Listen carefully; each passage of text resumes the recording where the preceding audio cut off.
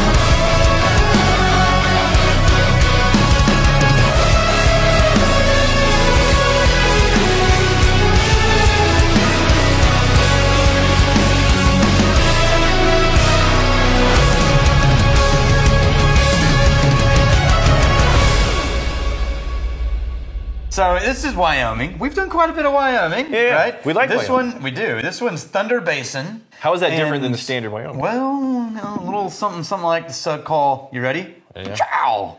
Age 7 years. 7 years. Ah. Now, what Patrick said was, hey, you know what you should do is, earlier I sent in the 5-year-old one called the Statesman. This is the 7-year-old. Yeah. I sort of feel like they got those names backwards, like they should have held out for Statesman. Statesman They sounds cashed like in a little it's too little bit, early. It's a little bit more Yeah. fancy and prestigious. And But this is 12 barrels, this one. So we're going to try it by itself, and then I've got the Statesman over here. a little bit of the comparison there. Yeah. I dig it. The standard Wyoming that we've had, that wasn't Statesman, that wasn't Thunderbutt.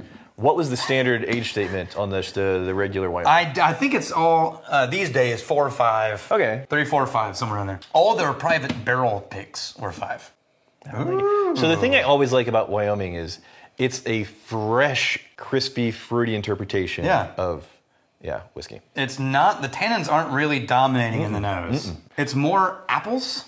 Yep. Some people don't like Wyoming. I like what it does. It's unique enough while still being squarely whiskey. Yeah, it's pear and apple fruity. Yeah. There's a little bit of a musty note that might be in that sort of grain direction. I think the first time I had Wyoming whiskey, I really liked this sweet eucalyptus vibe. Yeah, that was early on and it's younger. It's not there here anymore. No, that kind of gets faded out a bit. It's a lot, darker actually, now. Yeah. That darker Which is good. brown sugar I mean, notes. I kind of like the heftier, thicker, richer, darker notes. But it is still light and vibrant. Yeah, that took the place of the eucalyptus. There's a specific kind of, it's a combination of some type of fruit mixed with something sweet and Savory? thick and Yeah, thick. yeah. There's this thick sweetness. It's not jammy, but it's... No. If Brianna was tasting this with us, she would say something very quickly and very accurately. She's a bit of a savant. Yeah. I think she has a good instinctive trust between things that are appearing in her head and verbalizing. There's no filter. Yeah. It's just blah right there. It's like an intuitive interpretation of sensory experiences that also people can relate to, which is impressive. Pez. Okay, I see what you did. Yeah. So you leaned in the candy direction instead of the fruity direction, but it landed. That chalky note, but with flavor to it, not just a generic chalky sugar. Because that's just chalky sugar. There is some type of fruity element, but the candy sweetness is there for sure. All right, let's try it. Oh, Man, that's got a great palate. 48%. I like the hell out of it. Very cola-like. Yeah. On the palate. And a little bit of that oak tannin shows up on the taste, which is nice. It's just a little bit. This is great. Yeah, it balances against the sweeter or the cola notes, a little dusting, tiny bit of brown sugar. And still the candy sweetness shows up. It almost hits bitter. Almost. Yeah, like, it's a tiny like bit it's of tannin. crawling towards bitter, and then it just stops and stays. It's, to my point, salty. It's just enough, right? Because if it didn't have that, then it would just be like sweet, crisp, fresh flavors, candy sweetness, buttered up against nothing. But that little bit of a almost bitter note just right there. It's nice. Let's see if the 5 holds up. How similar do you think these are going to be? Only about 2 years difference would be my guess. This eventually gives you the tiniest little flash of a vanilla note on the finish. Huh. There's a moment, boom, right there, and then it's gone. Yeah, turn the volume down. Wow, that did make a difference. What's the proof? No, same. Close. 48.5. It's only different by a 0.5%. Gosh, I'm really liking that 7 comparatively. It's way more herbal and grassy. It's a little more tight. On the 5, yeah. It's tighter too. Like the 7 is jumping out of the glass comparatively. I feel like, weirdly, I feel like there's more of an oak note on the nose of the 5 than the 7. I would expect there to be more oakiness on the 7, but I'm finding more oak. I'm not finding the oak as much as I'm finding like bitter grassy notes. No, I find that barrel. I find that wood. That wood gets replaced by just more of that candy sweetness on the 7. It's softer and sweeter and not as tannin forward, not as tannin, doesn't lean towards bitter. That 7 is not just a little bit better, it's significantly better. Yeah, the 2 years made a big difference. It could also be that this is a better distillation year.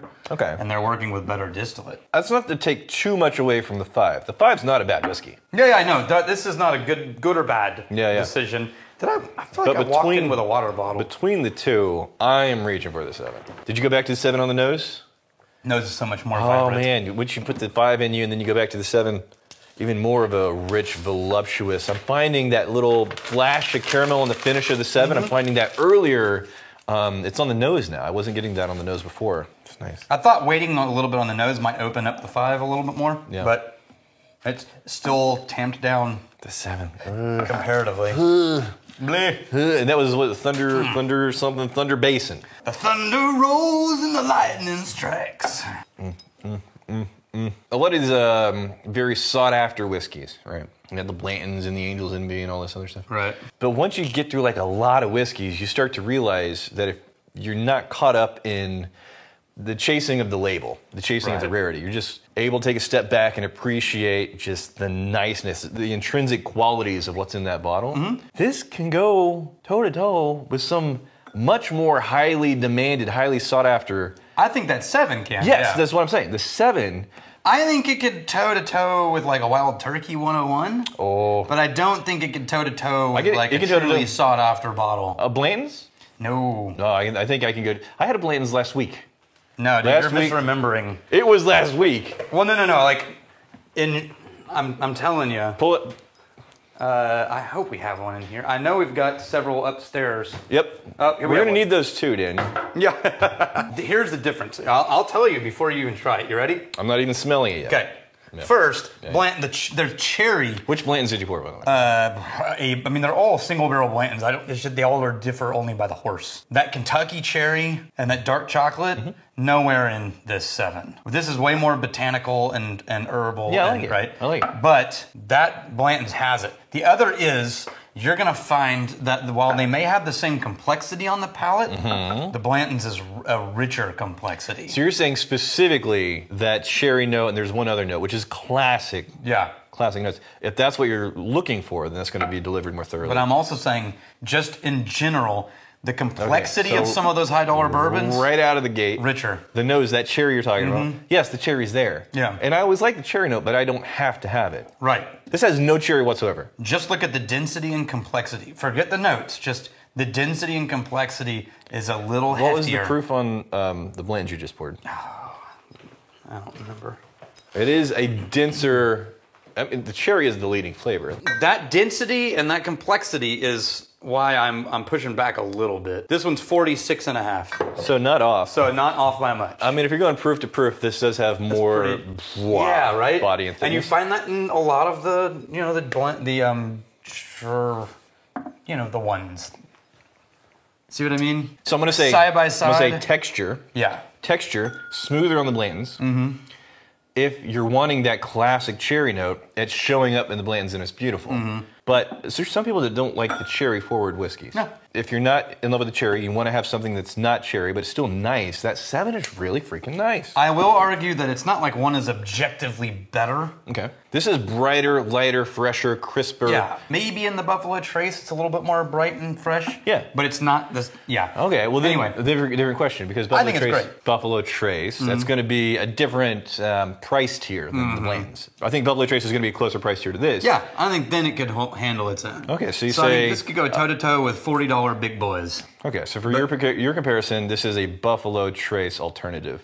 Yeah. I mean, not like the same flavor profile, but in terms of like the intrinsic quality of what's being delivered. I will tell you, I'm I'm trying to empty bottles at my house. Turns out that one of the random bourbons that's gotten really low in the bottle for me is McKenna, the McKenna 10. And it's really good. I've been just going back to it as it emptied, and it's got that complexity too, if you can find it. I don't know why. The 7, I went back to the nose, it reminds me of Cabela's.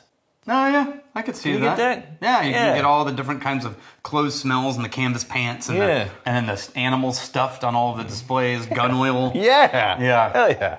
The fishing department with all the rubber little... Yes, the rubber lures. I just went back to the Blanton's. Yeah. Third approach to the Blanton's. Every time I go back, it's losing a step. The nicest thing about that Blanton's was the first sip. Chocolate cherry and... The first sip. I go back, loses a couple steps.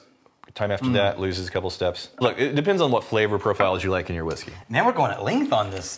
Fell in love with that 7. I like it. It's all right. I'm saying After all that.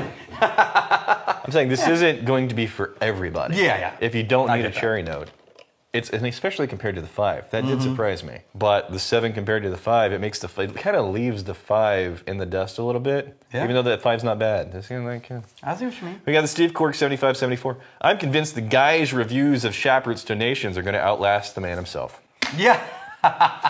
Yeah, if Shepard ever kicks the bucket, the people in his will are going to come knocking and is like, hey, let's talk about this. Yeah. Where are all those bottles at? Josh Mintz 36. Hey, quick rookie question that I can't seem to find a clear answer to. Once you open a bottle of bourbon, how long is it good for? Also, what is the shelf life of an unopened bottle? Yeah, Do you so- realize that's the most commonly asked question Over and over and about whiskey, Yeah. according to AI? Yeah. I asked ChatGPT, what's the most common question you get asked about whiskey? It's how long does... It lasts in the bottle. Yeah. Okay, this bottle right here, opened but still like mostly closed in a good cork. Yeah. Years. 5, 6, 7, just period. This bottle, If it's Shackleton, leave it in the ice and you're fine. this bottle probably needs to be consumed in the next year. All right, yeah, it's good. It's pretty damn good. Here's to fighting, stealing, and drinking. If you fight me and fight for a friend, Steal, may you steal your liver, sergeant. and if you drink, May you drink with us.